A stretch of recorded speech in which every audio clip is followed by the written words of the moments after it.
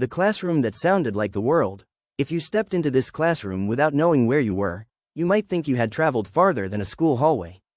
Because the first thing you would notice is the sound, not one language, but many, layered gently over one another like threads in the same fabric. A question asked in Spanish.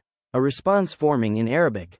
A quiet explanation in Vietnamese, followed by a shared smile when understanding finally arrives, not instantly, but together.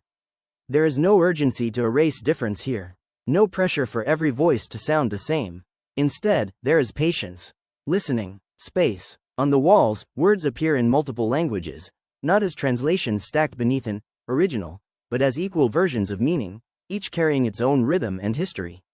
The teacher moves through the room not as a gatekeeper of language, but as a guide of understanding. When a student struggles to express an idea, another student leans in, not to replace their words, but to help them unfold. And slowly, something becomes clear.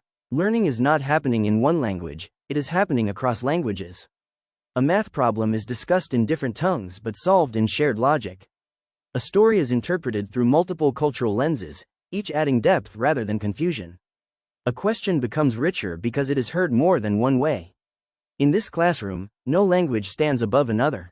There is no hierarchy of voice, only participation, and as the day continues, the room no longer feels like a collection of separate speakers.